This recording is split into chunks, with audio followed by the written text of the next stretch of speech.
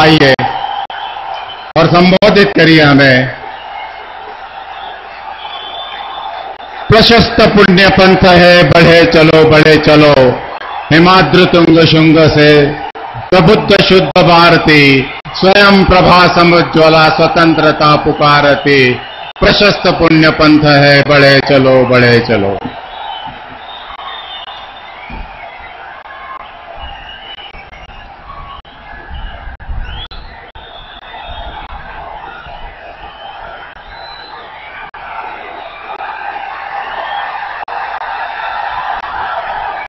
भारत माता की,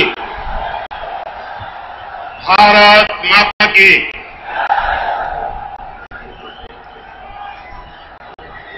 मंच पर विराजमान हम सबके मार्गदर्शक श्रद्धेय आडवाणी जी, हमारे राष्ट्रीय अध्यक्ष आदरणीय राजनाथ सिंह जी, जिनके परिश्रम के कारण आज मध्य प्रदेश दसों दिशाओं में प्रगति कर रहा है, ऐसे भाई शिवराज जी, बहन सुषमा जी, अरुण जेटली जी, श्री नरेंद्र तोमर जी, आदरणीय डॉक्टर जोशी जी, मंच पर विराजमान सभी वरिष्ठ महानुभाव और इतनी विशाल संख्या में पधारे हुए सभी कार्यकर्ता भाइयों और बहनों,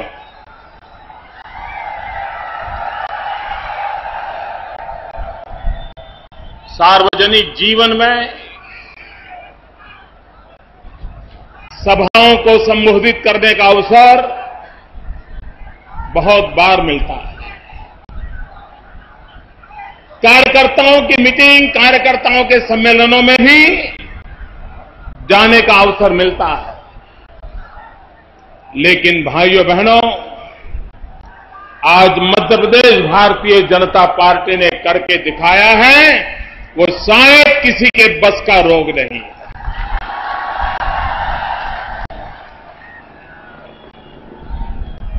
मैं मध्य प्रदेश भारतीय जनता पार्टी के अध्यक्ष जी को, मुख्यमंत्री जी को,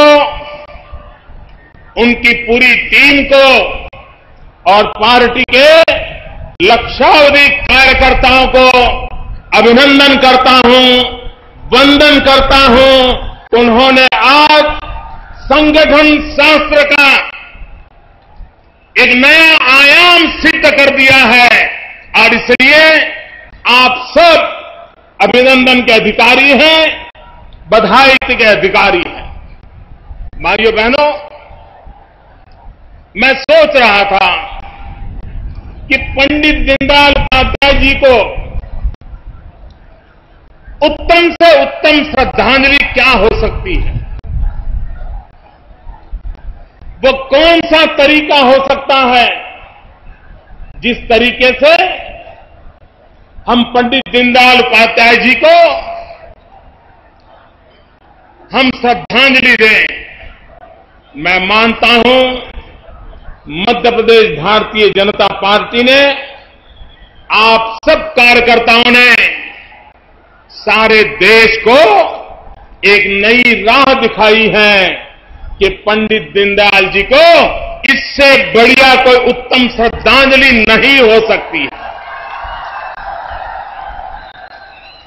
क्योंकि वो जीवन भर संगठन के विस्तार के लिए, कार्यकर्ता के विकास के लिए, पार्टी की प्रगति के लिए अपना पल पल इस संगठन को समर्पित किया था। चरैवेति चरैवेति चरैवेति, ये जिस महापुरुष ने जी करके सिखाया था और हिंदुस्तान के नक्शे, राजनीतिक नक्शे कदम पर जब हमारा नामो निशान नहीं था, उस समय हर कार्यकर्ता के दिल में आशा और विश्वास का संचार करने का पवित्र कार्य जिस महापुरुष ने किया था, उनकी आज जन्म जयंती पर इतना बड़ा समागम, मैं समझता हूं ये पंडित दीनदयाल जी को मध्य प्रदेश के द्वारा दी गई उत्तम से उत्तम श्रद्धांजलि है और इसलिए मैं आपको भी वंदन करता हूं। भाइयों बहनों, मुझे पंडित दीनदयाल जी के दर्शन करने का सौभाग्य नहीं मिला था, लेकिन कुशाभाव की उंगली पकड़ करके चलने का सौभाग्य मिला था और कुशाभाव को देख करके लगता था कि पंडित दीनदयाल जी की संगठन की कार्यशैली क्या होगी। पंडित दीनदयाल जी ने एक एक कार्यकर्ता को जोड़ करके इतना संगठन का बड़ा ताकत कैसे पैदा की होगी। भारतीय जनसंघ के जन्मदाता डॉक्टर श्यामा प्रसाद मुखर्जी ने एक बार कहा था कि अगर मेरे पास 2 दीनदयाल हो तो मैं हिंदुस्तान की राजनीति का नक्शा पलट दूंगा। आप कल्पना कर सकते हैं वो दीनदयाल जी कितने दीर्घदृष्टा होंगे, कितने सामर्थ्यवान होंगे कि जिनके लिए श्यामा प्रसाद मुखर्जी ने ये शब्दों की रचना की थी। भाइयों बहनों, मैं आज जब पंडित दीनदयाल उपाध्याय जी की जन्म जयंती पर आपसे बात कर रहा हूं, तब हम कार्यकर्ताओं को स्मरण होना चाहिए कि 2015 और 2016 पंडित दीनदयाल उपाध्याय जी की शताब्दी का वर्ष है। हम आज संकल्प करें कि हम पंडित दीनदयाल उपाध्याय जी की शताब्दी किस प्रकार से मनाएंगे। पंडित दीनदयाल उपाध्याय जी की शताब्दी मनाने का हमारा संकल्प क्या होना चाहिए। भारतीय जनता पार्टी के कार्यकर्ता के नाते मैं भी आप ही की तरह एक छोटा कार्यकर्ता हूं। हम सब कार्यकर्ताओं के मन में सपना होना चाहिए कि 15-16 में जब देश और दुनिया पंडित दीनदयाल उपाध्याय जी के जन्मशती मनाएगी, तब हिंदुस्तान के शासन पर भारतीय जनता पार्टी का राज होगा। जब देश पंडित दीनदयाल उपाध्याय जी की जन्मशती मनाएगा, तब हिंदुस्तान के अधिकतम राज्यों पे भारतीय जनता पार्टी की सरकार होगी और हमारी सभी सरकारें पंडित दीनदयाल उपाध्याय जी के एकात्म मानव दर्शन को लेकर के, दरिद्र नारायण की सेवा का संकल्प लेकर के, अंत्योदय के कल्याण की कामना लेकर के भारत के भाग्य को उज्जवल बनाने के काम में उस शताब्दी से एक नई प्रेरणा लेकर के हिंदुस्तान के एक नए युग का आरंभ करेंगे। ये श्रद्धांजलि देने का संकल्प करने का आज दिवस है। भाइयों बहनों, मध्य प्रदेश में भारतीय जनता पार्टी के विजय के संबंध में मुझे रत्ती भर आशंका नहीं है। मित्रों, मैं शिवराज जी को कई वर्षों से जानता हूं। मुझे मध्य प्रदेश में संगठन का कार्य करने का सौभाग्य मिला है। मध्य प्रदेश का कोई विधानसभा क्षेत्र ऐसा नहीं होगा जहां मुझे जाने का अवसर न मिला हो जब मैं संगठन का काम करता हूं। कैलाश जी के, पटवा जी के मार्गदर्शन में शिवराज जी के साथ कंधे से कंधा मिला करके मैं मध्य प्रदेश के गांवों में घूमता था। भाइयों बहनों, मुझे पहली बार जब शिवराज जी का भाषण सुनने का अवसर मिला, आज उस बात को करीब 20 साल से अधिक समय हो गया। मैं शिवराज जी को सुनने के लिए गया था। शायद शिवराज जी को याद होगा कि नहीं मुझे मालूम नहीं। एकात्म मानव दर्शन पर वे व्याख्यान देते थे उस समय, और एकात्म मानव दर्शन पर धारा प्रवाह जब शिवराज जी बोलते थे तो हम जैसे लाखों कार्यकर्ताओं को पंडित दीनदयाल उपाध्याय जी को समझने का एक सही रास्ता मिल जाता था। उनके विचारों में स्पष्टता होती थी, लेकिन उससे भी ज्यादा पंडित दीनदयाल जी के हृदय में अंत्योदय की जो कामना थी, गरीबों के कल्याण की जो कामना थी, जो मैं उनके भाषणों में सुनता था, मैं आज गर्व से कहता हूं कि शिवराज जी 25 साल पहले जो बोलते थे, सरकार में आने के बाद उस एक एक शब्द को धरती पर उतार करके गरीबों का कल्याण का काम किया।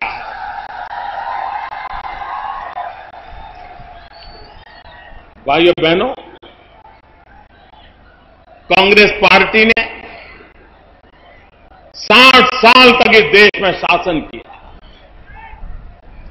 लेकिन पहले कभी कांग्रेस के किसी नेता के मुंह से दिल्ली में बैठी किसी सरकार के द्वारा इंक्लूसिव ग्रोथ ये शब्द हमने कभी सुना नहीं था। इन दिनों उनको उछल उछल करके इंक्लूसिव ग्रोथ ये शब्द प्रयोग करना पड़ रहा है।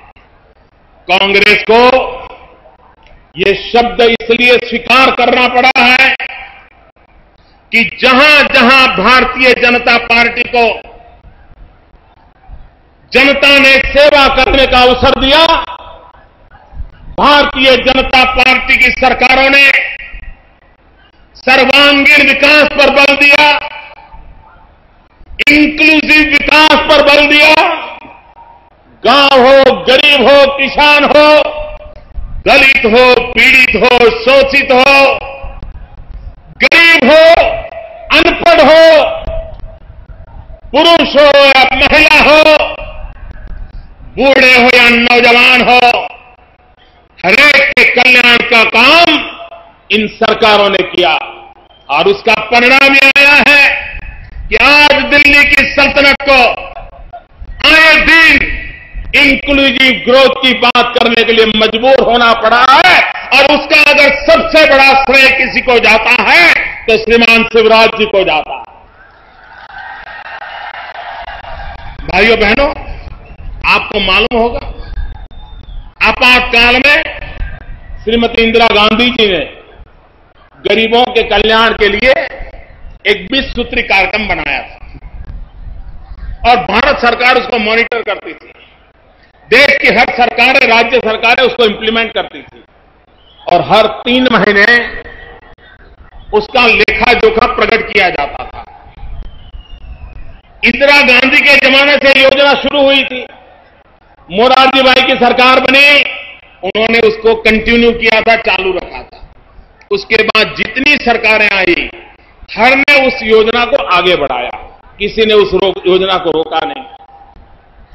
लेकिन पिछले 7-8 साल से इसका जब लेखा जोखा बाहर निकलता है, किस राज्य ने कैसा परफॉर्मेंस किया, इसका जब लेखा जोखा निकलता है तो पिछले 7-8 साल से लगातार सबसे अच्छा काम करने वाले, गरीबों की भलाई के लिए 20 सूत्री कामों का सही ढंग से इंप्लीमेंटेशन करने वाली सरकारों में पहले 5 जो सरकारों के नाम आए हैं वो हमेशा या तो बीजेपी की सरकारें आई हैं या तो एनडीए के साथी दलों की सरकारों ने गरीबों की भलाई का काम किया।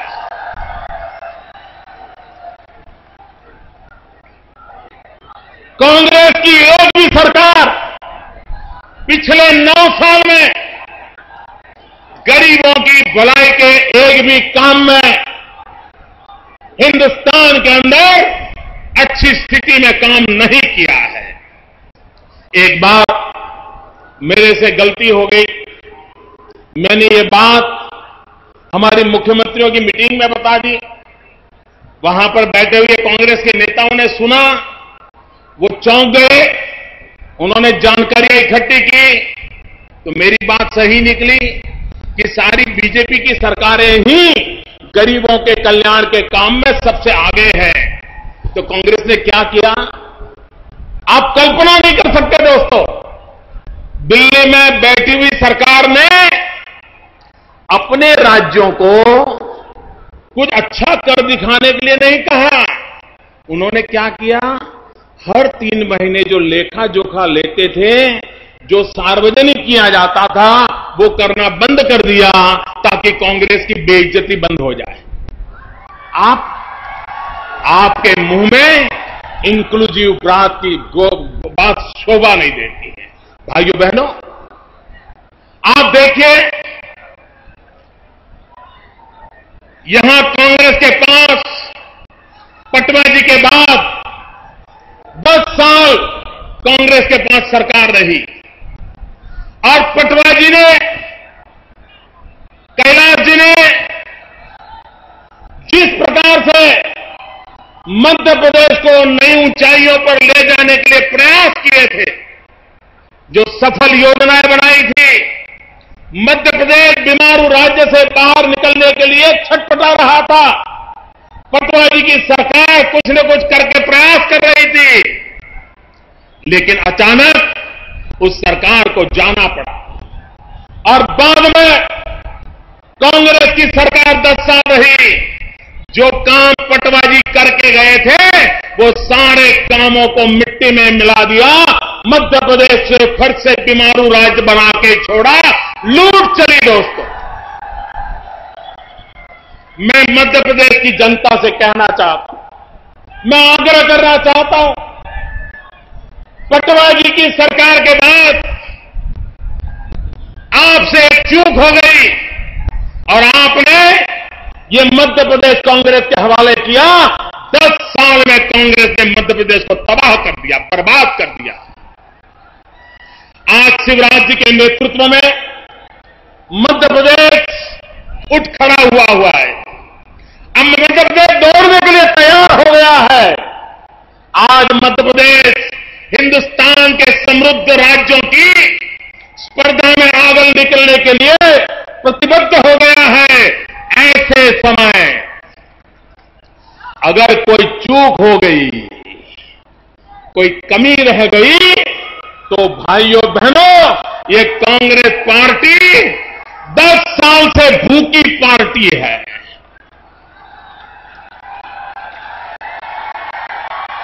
मध्य प्रदेश का हाल कैसा बेहाल कर देगी, इसका आप अंदाज कर सकते हैं।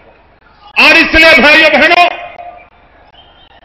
मध्य प्रदेश के एक कार्यकर्ता का दायित्व बनता है कि मध्य प्रदेश जिस पढ़ाई विकास की ऊंचाइयों को छूने जा रहा है, हम उसमें कोई रुकावट आने नहीं देंगे और मध्य प्रदेश को शिवराज जी तो पूरी ताकत से खींच रहे हैं, आगे बढ़ा रहे हैं। भारतीय जनता पार्टी का एक एक कार्यकर्ता विकास के फल गरीब के घर पहुंचाने के लिए एड़ी चोटी का जोर लगा रहा है। लेकिन मुसीबत यह है कि दिल्ली की सरकार शिवराज जी को चैन से बैठने नहीं देती है, आए दिन अड़ंगे डालती है। कोई अच्छी योजना लेकर के जाए, दिल्ली की सरकार उस योजना को न होने के लिए हर प्रकार के कारनामे करती है। भाइयों बहनों, दिल्ली में अटल जी अडवाणी जी की भी सरकार थी, लेकिन कभी हिंदुस्तान की किसी दल की सरकार ने अटल जी अडवाणी जी की सरकार के लिए शिकायत नहीं की थी। यहां बैठे हुए अनेक लोग दिल्ली में एनडीए की सरकार में मंत्री थे। हिंदुस्तान के विरोध विपक्ष की सरकारों ने भी कभी एक बार भी शिकायत नहीं की थी कि एनडीए के कारण हमारे राज्य को परेशानी हो रही है। भाइयों बहनों, आज की सल्तनत हिंदुस्तान के उन राज्य जिन राज्यों ने कांग्रेस को वोट नहीं दिया है, उन जनता को जितनी परेशानियां कर सकती है उसे करने में कोई पीछे नहीं रहती है। आज मध्य प्रदेश में अगर कोई कठिनाइयां है तो उस कठिनाइयों का कारण ये दिल्ली की सल्तनत है, उनके कारनामे में। मैं उदाहरण देता हूं मित्रों, जब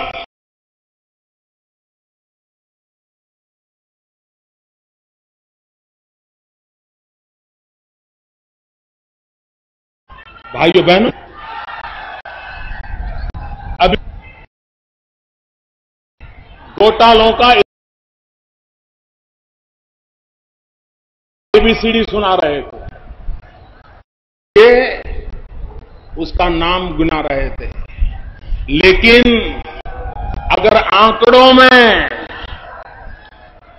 ये कितने पैसे होते हैं, ये कितने रुपये हड़प कर दिए गए हैं, ये अगर हम भोपाल से लिखना शुरू करें, अगर हम भोपाल में एक लिखे और फिर जीरो करते करते करते आगे बढ़े तो दिल्ली जनपद तक आखिरी जीरो पहुंचेगा। इतने अरबों खरबों रुपयों का, इतने अरबों खरबों रुपयों का माल खा गए हैं देश का। भाइयों बहनों, चुनाव पहले भी आए, जय पराजय पहले भी हुए, लेकिन मेरे कार्यकर्ता भाइयों बहनों, इस चुनाव में आपको तय करना है। आप तो गरीबी में पैदा हुए होंगे, आपको तो शिक्षा पाने में कठिनाई आई होगी, आपको बीमारी में दवाई प्राप्त करना कठिन हुआ होगा, लेकिन क्या आप अपने संतानों को गरीबी में रहने के लिए मजबूर करना चाहते हो? क्या आप अपने बच्चों को अशिक्षित रहने के लिए मजबूर करना चाहते हो? क्या आप अपने बच्चों को बीमारी में दवाई न मिले ऐसा चाहते हो? क्या आप चाहते हो कि गरीब को घर न मिले? अगर आप ये नहीं चाहते हो तो चुनाव में मतदान इन सारी कठिनाइयों से मुक्ति के लिए मतदान करना होगा, आपकी भलाई के लिए मतदान करना होगा। भाइयों बहनों, आज जितने सर्वे आते हैं, सारे सर्वे भाजपा के पक्ष में आते हैं। आज जितने सर्वे आते हैं, शिवराज जी की वाहवाही हो रही है, रमन सिंह जी की वाहवाही हो रही है, वसुंधरा जी की वाहवाही हो रही है, हमारे एक एक राज्य के नेताओं की वाहवाही हो रही है। चारों तरफ भाजपा का जयकारा चल रहा है। सब लोग कहते हैं इस बार तो भाजपा की आंधी है।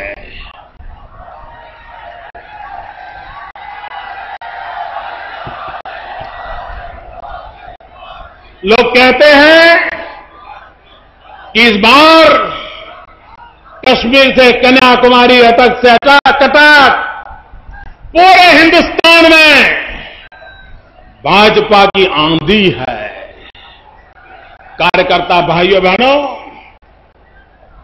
ये बात सुनकर के हमें भी आनंद आता है। हम लोग भी गली मोहल्ले में, गांव में गरीब के घर जाते हैं और भाजपा की वाहवाही सुनते हैं, हमारा भी सीना चौड़ा हो जाता है। लेकिन भाइयों बहनों, आज यहां बूथ के कार्यकर्ता आए हैं और मैं संगठन से जुड़ा हुआ कार्यकर्ता हूं, इसलिए मैं कुछ संगठन की बातें भी सार्वजनिक रूप से आपसे करना चाहता हूं। आप मुझे कहिए भाइयों, आंधी कितनी ही तेज क्यों न हो, 150 किलोमीटर की स्पीड से आंधी चल रही हो, 200 किलोमीटर की स्पीड से आंधी चल रही हो, और अगर आप चौराहे पर खड़े रह करके साइकिल का ट्यूब लेके खड़े हो जाएं, 200 की स्पीड से भी आंधी चलती होगी तो भी साइकिल की ट्यूब में हवा भरेगी? हवा भरेगी? 200 की स्पीड से हवा चल रही बहनों, पोलिंग बूथ में भारतीय जनता पार्टी के हर कार्यकर्ता ने इस आंधी को मतपेटी तक ले जाना, ये सबसे प्रमुख काम है। मतपेटी भरेगी कार्यकर्ताओं के पुरुषार्थ से, मतपेटी भरेगी कार्यकर्ताओं के संपर्क से, मतपेटी भरेगी कार्यकर्ताओं के प्रति सामान्य मानवीय के विश्वास से। और इसलिए इतनी बड़ी मात्रा में सारे बूथ के कार्यकर्ता जब लौट रहे हैं, भाइयों बहनों, इस देश में महात्मा गांधी की चर्चा सबने की है। आए दिन महात्मा गांधी के नाम का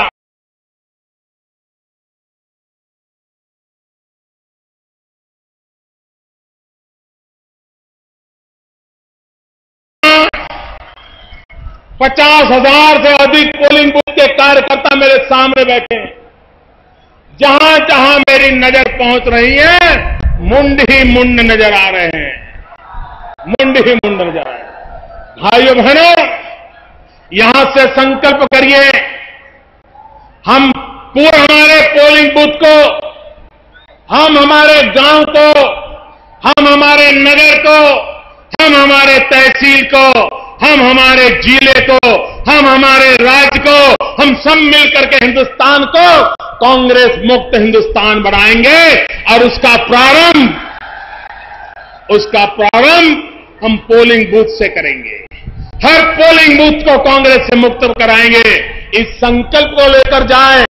भाइयों बहनों, दो मुट्ठी बंद करके, हाथ ऊपर करके मैं एक नारा बुलवाता हूं, उसको आप जरूर बोले। मैं कहूंगा, पंडित दीनदयाल उपाध्याय, आप सब बोलिए, अमर रहे, अमर रहे। पंडित दीनदयाल उपाध्याय। आवाज पूरे हिंदुस्तान में पहुंचनी चाहिए दोस्तों। पंडित दीनदयाल उपाध्याय, पंडित दीनदयाल उपाध्याय, पंडित दीनदयाल उपाध्याय। भारत माता की, भारत माता की, भारत माता की। वंदे वंदे वंदे वंदे वंदे वंदे वंदे वंदे वंदे वंदे वंदे।